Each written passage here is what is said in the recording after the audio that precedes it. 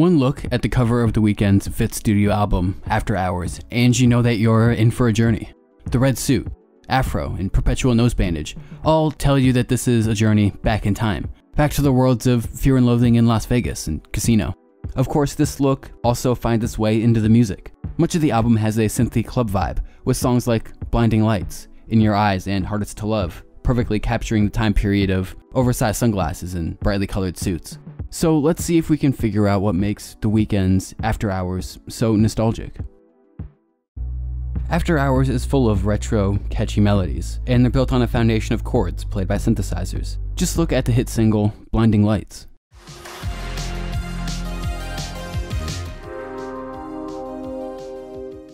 There's nothing too interesting in the notes here. The song seems to be in the key of D sharp, making this a 2-6-1-4 chord progression. The notes used to play these chords, though, are a different story. The sound of the chords comes from a synthesizer, playing a saw wave with some reverb. But if we play a saw wave on the software synth Serum, it doesn't quite sound the same.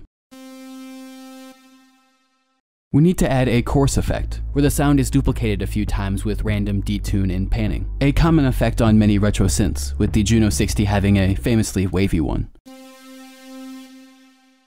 We also need to add a low-pass filter to cut out the high frequencies. A static filter sounds boring, so this one will slide down while the notes are held out. Early synths had these filters built in, and automating them like this was an easy way to help them sound more interesting. Now that our synth sounds like it belongs on After Hours, we can use it to play some similar chords, and see if these effects give it that nostalgic feeling.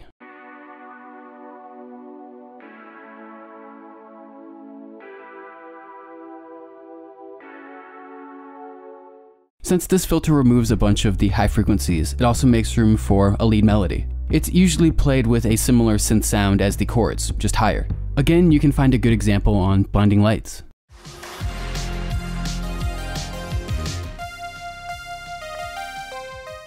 This synth melody is identical to what The Weeknd sings in the chorus. They have a call and response setup. One plays the melody, and then the other. A synth lead that plays the same notes as the vocal melody seems to be rare in music these days, and gives that nostalgic feeling. Again, the notes themselves aren't that important, as long as they fit into the key of the song. But this lead melody and the matching vocal are the chorus of the song, so they should play something catchy and memorable. And the easiest way to do this is to repeat what you play. Here on Blinding Lights, that iconic chorus is split up into two parts. The first is played twice, and then the second part is also played twice. If instead this chorus was made up of 4 different parts, each playing something new, listeners would have a harder time remembering it. It wouldn't get stuck in their head. We can test the importance of repeating the lead melody by making one of our own, using Serum with a sound similar to that in the chords.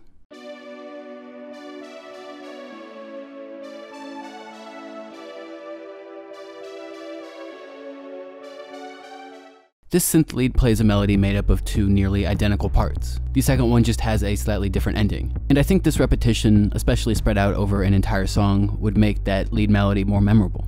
There's one more part to these melodies made up almost entirely of repetition. You can get a good look at it during the verse of In Your Eyes.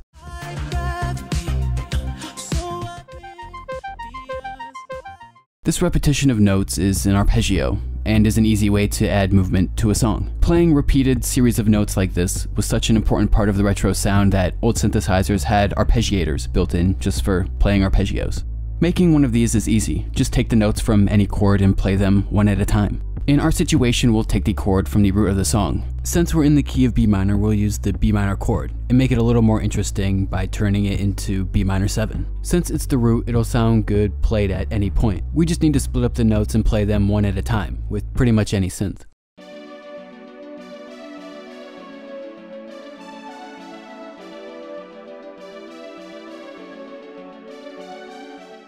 The arpeggios, leads, and chords on this album are all made using synths, and they can be recreated using the same effects used on retro synthesizers, giving them that nostalgic sound. The retro sounds continue into the basses on this album. The instrument used isn't a bass guitar, but rather, again, synths. There are a couple of different synth-based sounds on this album. One is held out and unchanging, with very few high frequencies. You can hear an example in Hardest to Love.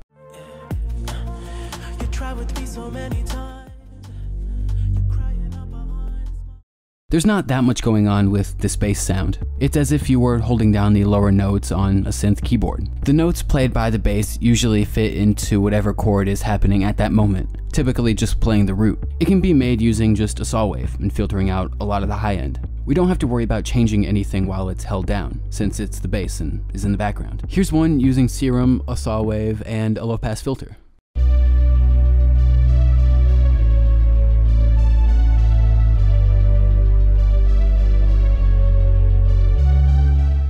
It adds a bunch of low end and fills out the song, playing notes within the chords played by the melody, but doesn't do much beyond that, and is nowhere near a focal point. This is a stark contrast to the other kind of bass on this album, like on In Your Eyes.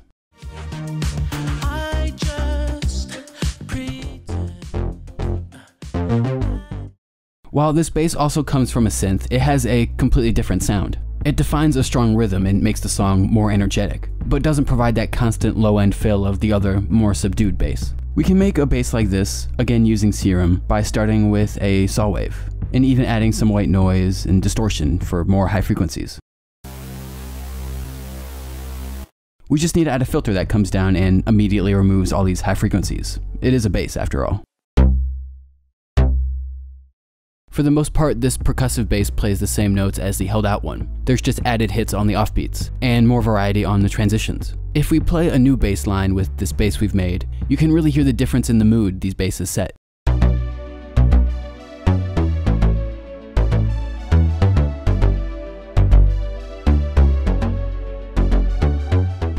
Looking at the two kinds of basses in these songs, one long and held out, and the other short and percussive, their nostalgic feeling seems to come from the aspects they share with retro synths. Both use basic waveforms with added filtering and distortion, and then play simple lines that line up with the chords happening in the melody. The drums also build on the retro sound. The patterns are simple: a kick on every beat, snare on 2 and 4, and constant hi-hats. Again, it's the sounds that are interesting. Going back to Blinding Lights, the drums of this song are a good example.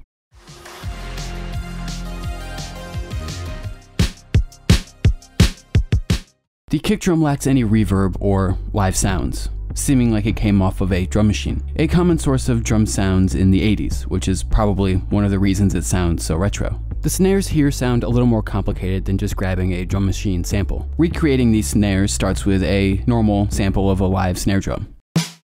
While this live snare may already have a tiny bit of reverb, a ton more is added on top. But this makes it kind of terrible as a percussive sound. We need to bring in a limiter to cut off the reverb once it becomes quiet enough. This short amount of reverb adds depth to the snare hit and makes it stereo, turning it into the iconic 80s gated snare. On top of this are some hi-hats that again sound like they came off of a drum machine. Using these sources, we can make another collection of drums in the same style.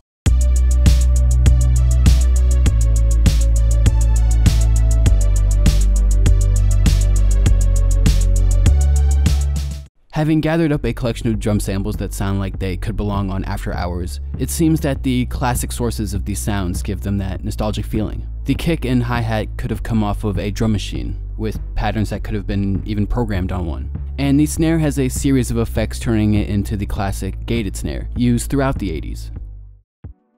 On After Hours, The Weeknd's retro look is matched by the music, in songs like Blinding Lights, In Your Eyes, and Hardest to Love. These songs have chords played by retro-sounding synths, with a chorus effect to give them space and falling low-pass filters to add motion. Above these chords are lead melodies, played with similar synth sounds. They often line up with the Weeknd's vocals to create a catchy and memorable chorus, in part due to the amount of repetition in these melodies.